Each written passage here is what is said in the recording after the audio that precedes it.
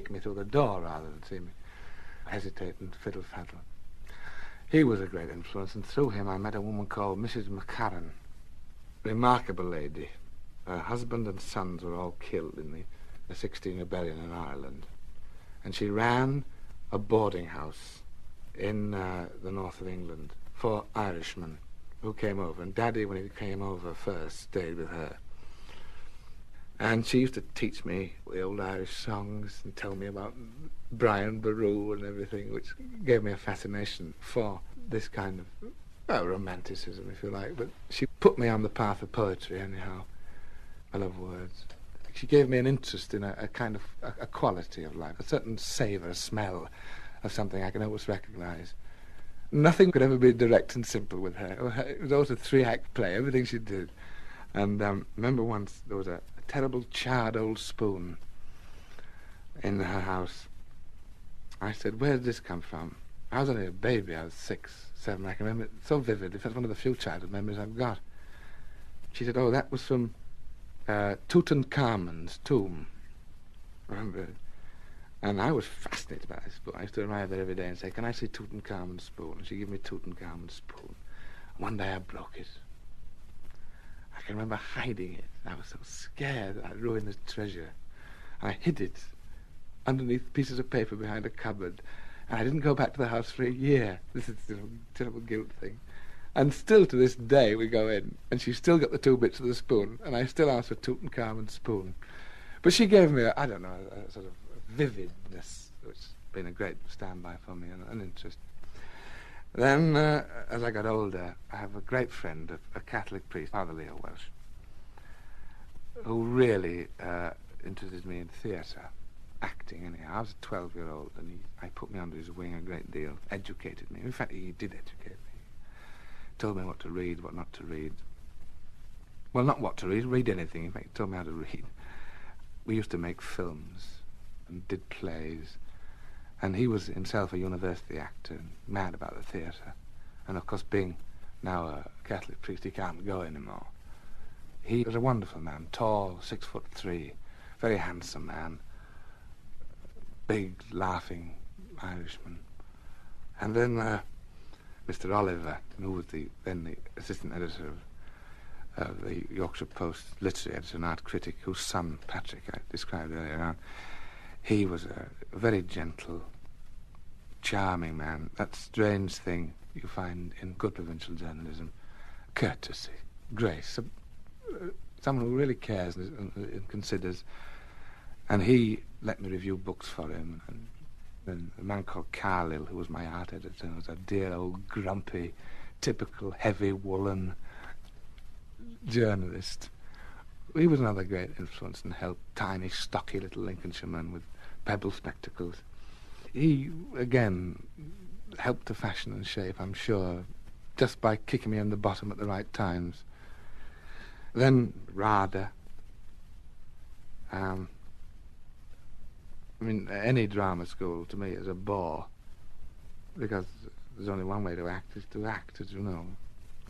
And you can go to voice lessons or movement lessons anywhere. But if you're lucky, you'll meet some person who can stimulate you, advise you, who awaken a kind of interest. And I met one, Hugh Miller, at RADA. I remember playing a small part once in a play. It was the first time I met him. I thought I was doing it rather well, and he was just sitting in front of me, nodding his head, saying, "Bad acting, bad acting." It was like a knell of doom. And I said, "Why?" And he told me why. It took about 20 minutes. And from then on, I still have him with me now. In fact, I have a letter from him in my pocket from America. He's doing a lecture tour of America. And I never, ever do a part without consulting Hugh. He's a technician. He's a great technician and a wonderful man, and a man who passionately believes in his work and the theatre. And then, I suppose, the great influence in my theatre life, I know, is Wilfrid Lawson. I think he is the greatest actor I've ever seen. He's also got the most brilliant theatre mind I've ever encountered. And he's also a lovely old stick. He's a darling. And he's taught me things.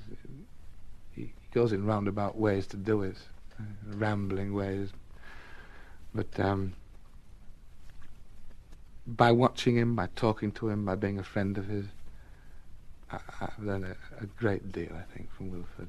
And he cares about it so much. And he knows more about drama than anybody I've ever met. And Peterkins, he calls me. Peterkins. Those are the ones that come to mind, top, you know. Do you like the modern theatre as it is emerging now? Very healthy, very vital, very alive, yes, I like it very much. You would like to work in that sort of theatre? I like good theatre, that's all. I mean, what is called the kitchen sink? If it's good kitchen sink, it'll do for me. If it's good army farce, it'll do for me. If it's good verse plays about someone's tomb, it'll do for me. Well, tell me about filming now. Have you done films? I have, yes. Done a couple. And in film, for instance, do you think that the director is perhaps more important than he is in the theatre? Technically, yes, obviously. I mean, one's to a great extent totally in the hands of technicians in pictures. Nevertheless, now with the birth of a widescreen, I mean, no one's interested anymore in fancy cutting and montage and all the sort of Hollywood ghastly schmear that's been going on for years and years and years. Cut to reactions, you know, all these terrible bits. But you'll notice now the trend is to stick a camera in front of some actors and they get on with the very good scripts. So it's become really more like the theatre again? It's done, well, the full circle. It's got over its sort of flapper stage. What films have you made up to now? I made Kidnapped, which was my first picture, where I played a tiny part, playing the bagpipes. Actually, that's a funny thing. I was in an office with Robert Louis Stevenson's, whatever he is, grandson or nephew, discussing another picture.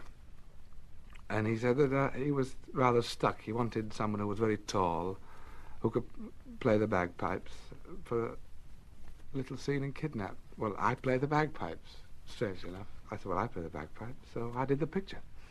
Is that all you did in the picture? No, there's a scene where Peter Finch, we're about to cut each other's throats, and then someone says, oh, don't cut each other's throats, have a bagpipe competition. So we have a bagpipe competition to see who can play the pipes best. And you're about to embark on the really big thing. But you're Lawrence, going to make. Oh, well, this is another voyage. This is real. I mean, for an actor, it's unbelievably marvelous. It's wonderful. Did you know anything about Lawrence before this? Superficially, a great deal, yes. I didn't dig underneath his skin at all. And are you digging now? Yes, a great deal. I've got lots and lots of words I've read. And they're slowly becoming flesh. You've met friends of his, and I've met friends. I spent the weekend with a man, Beaumont, who served with him as a ranker. Went through the whole Arab campaign with him. Fascinating man. And it's a wonderful thing because everyone I've spoken to about Lawrence, everyone has a totally different picture of him. Completely different picture. He was sort of, Lawrence, he was like a sort of hat rack. People could hang any hat they wanted on him. I mean, he could fill in gaps in themselves, or they could project anything onto him. He caught one's imagination. Does the film cover the whole of his life? No, it covers Lawrence of Arabia.